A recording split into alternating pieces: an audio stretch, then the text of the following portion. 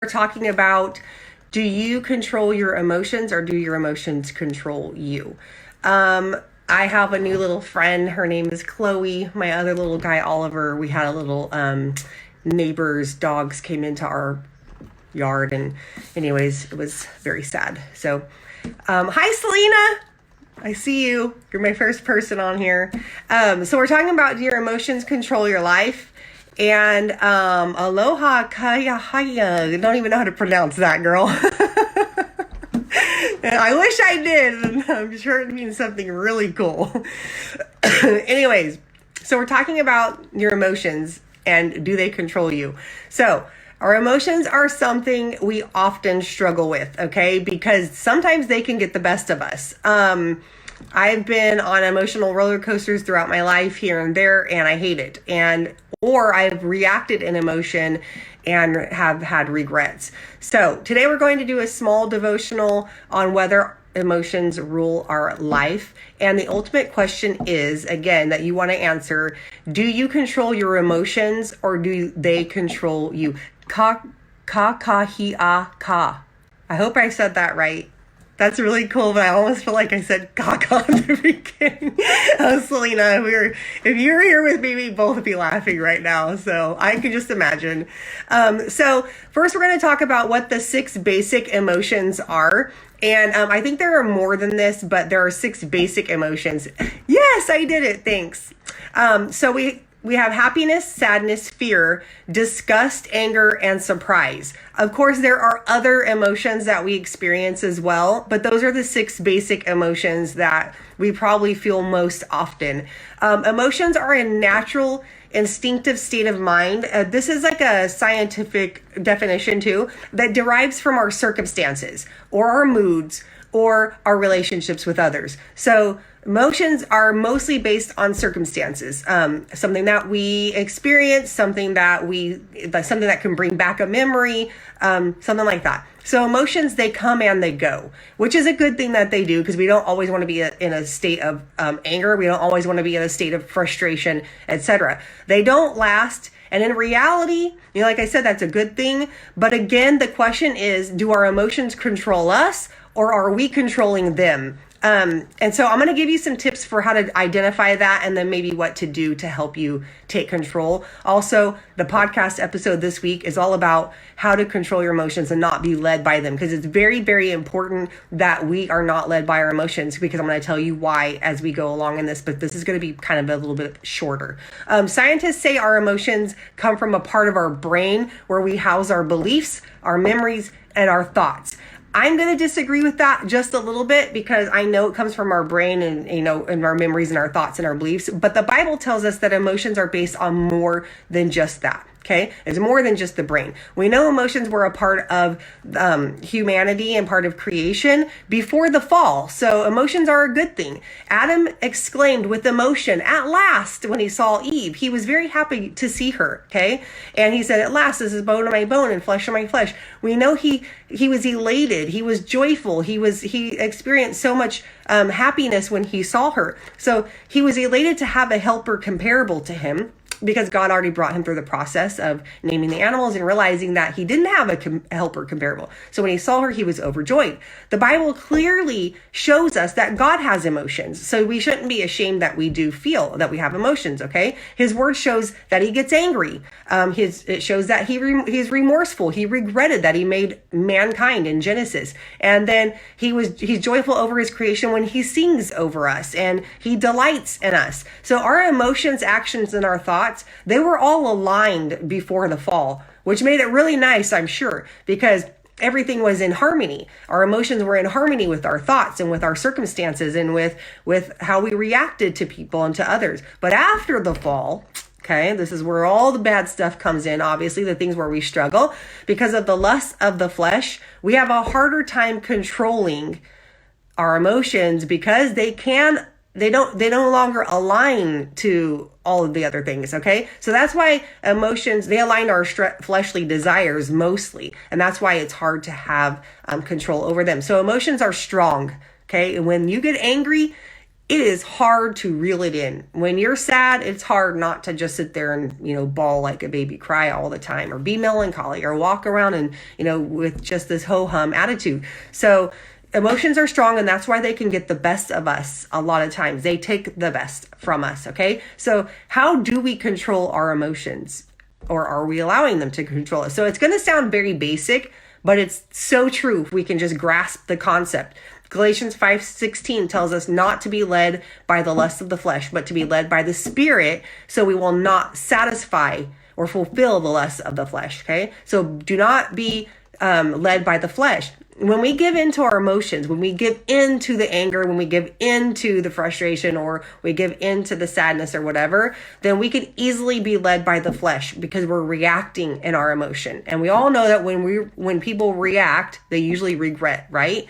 So not because God doesn't want us to feel. God gives us permission to feel. God gives us permission to be angry. There's a lot of people who say, oh, don't be angry, it's a sin. That's not true. God says be angry, but don't sin. There's a difference, okay? So God gives us permission to feel. He wants us to feel emotion. He created them for us to know that we are living beings, and it helps us to experience life in a greater way. If we didn't have emotions, we wouldn't even understand or remember our experiences. It's all tied together. So there are many verses in the Bible that tell us how to react in anger and so on. The Bible says be slow to anger. Don't let your anger keep climbing until, you are reacting in your anger and then you regret what you said. The only emotion God tells us not to have is fear.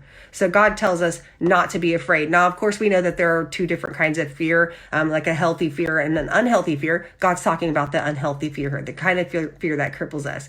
So although God gives us permission to feel, he does not give us permission to sin. Okay, so I feel like I need to repeat that. God gives us permission to feel, but he does not give us permission to sin. So again, it's all about controlling our emotions instead of allowing our emotions to control us. So how do we do that? Again, I always like the how, okay? Because most of us know we shouldn't let our emotions control us. But then we got to get into the how. So if we look at the fruits of the Spirit, we see what they are: love, joy, peace, patience, kindness, goodness, faithfulness, gentleness, and self-control.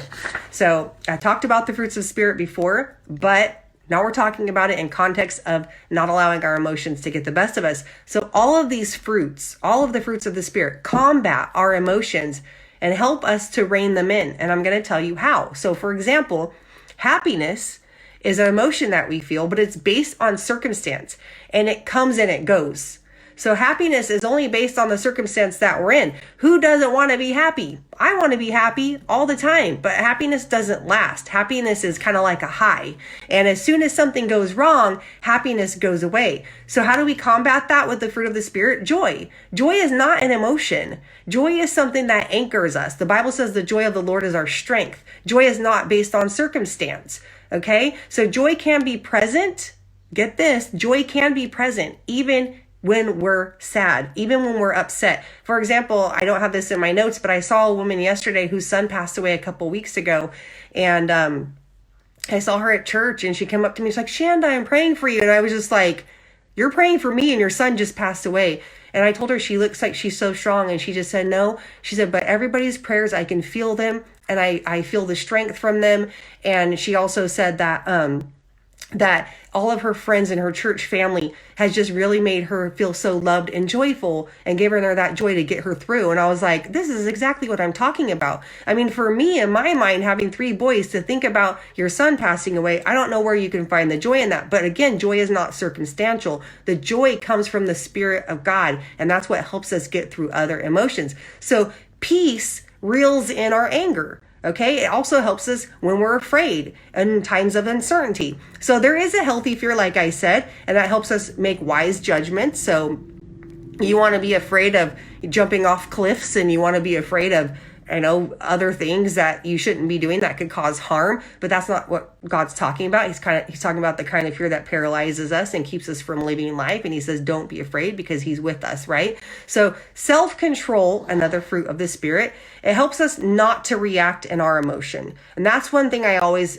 try to tell myself. You're very angry right now, but you need to be quiet. I think I've shared this with talking about my son who spilled a drink in my car. And I was like, and I even told him, I can't talk right now. Mom is really upset. And if I say something, I'm afraid I'll say something I'll regret. We'll talk about it later.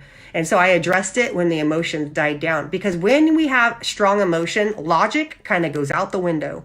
And if we're not careful, I don't want to say something to my child in a moment of getting this anger off my chest that will last a lifetime to him and scar him. That is not worth it to me. It is worth me practicing self-control and reeling my emotions back in and saying, I will wait till this feeling passes, because it will pass, but I will always love my child. And love is not an emotion either. Love is based on what God tells us, that we are to love others even when it's hard, right? So this is very important when it comes to controlling our anger, our mouths, etc. Self-control is. So we know we're being led by emotion when we do several things, okay? This is how we know we're being led by emotion.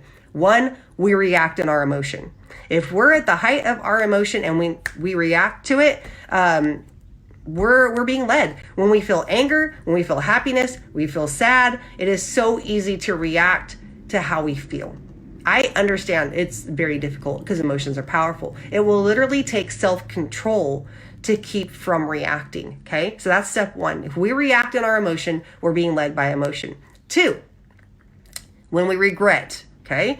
When we react, we usually regret the action once the emotion fades. Then it's like, oh man, why did I say that? Or why did I do that? Or why did I commit to that, So examples of this are the words we wish we could take back, actions that make us either look foolish or hurt others, and even decisions where we commit to something good, but it ends up taking time away from us or time away from our families or even money out of our pocket that we don't have. For example, I think I mentioned this in my podcast episode.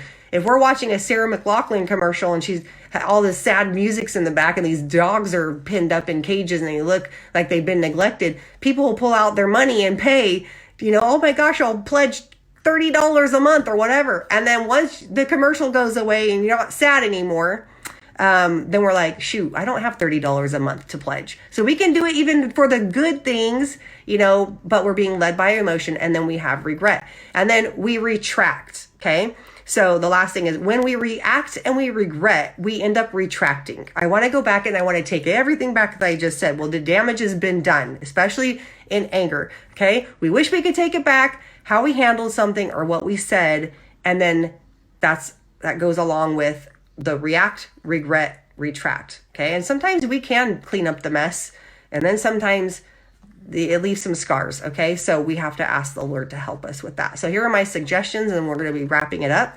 Pray about your emotions. I know this is a no-brainer, right? Pray, but I'm honest with God, and I will tell him, Lord, I am angry right now. I don't want to love. I don't want to go show love. I don't want to put myself out there and carry my cross today and die to this flesh. I want to give in, and I want to, say what I want to say and whatever. You've got to help me. I need the self-control. God understands, like I said, he's the one who gave us these emotions. So if you know you are highly emotional, because some of us are more emotional than others, that's okay. Okay. It's okay to be highly emotional. I'm not a big crier, only at church, like usually. But if you're not a big crier, if you are a big crier, that's okay too. Somebody said, I feel bad because I always cry. Why do you feel bad? Just make sure you're controlling your emotions. But do you react in your emotion? That's what you need to take to the Lord. God, I don't want to react in my emotion. Also, here's my motto, okay? This is my own personal motto. And it says, this is what I say: don't make a decision with tears running down your cheeks. And what that means is wait until the emotion subsides before you decide, okay? Don't make a decision when you're highly emotional, in anger, in sadness, in happiness. We could be so elated. Oh my gosh, I love you. Let me wash your car. Let me clean your house. Let me come over and make 5 meals a week for you because I know you're going into the hospital. I'm exaggerating, but sometimes we can do that and we can get overwhelmed because we committed in an emotion. So don't make a decision with tears running down your cheeks. Hi, I love from Auntie. Yes, Brenna. Maybe we will make that a quote card. And the last thing is you might have to talk yourself through your emotions. Like, is this worth it, Shanda? Is it worth it to say this to your child? Or is it worth it to get into a fight with your husband? God has taught me through marriage that there is a right time to say things and there is a wrong time to say things. And the things I might say could be good, but the timing could be bad. So God's telling me sometimes we have to wait until the opportune time. And that's what I've always asked God for. I've always asked the Lord, let this, if I'm angry with my husband, there have been times when I waited 2 days, 3 days to talk to him about something. Now, of course, in the 2 or 3 days that I'm waiting to talk to him, I still have to treat him right? I mean, I still have to make him dinner and clean up our house and do the laundry and can't give him the silent treatment.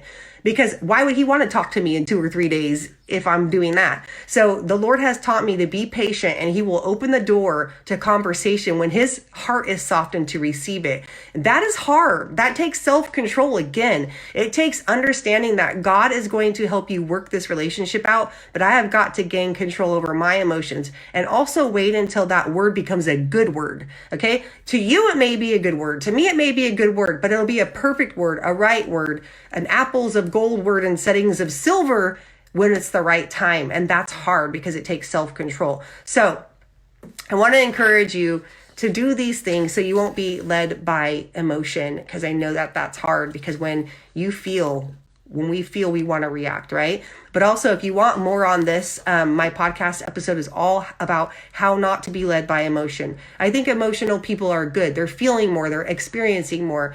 But I think controlling those is what God requires, no matter how emotional we are. Okay. So anyways, I hope this was helpful. Again, the link to the podcast episode, I posted it last night in the group. And other than that, I will see you around the group this week.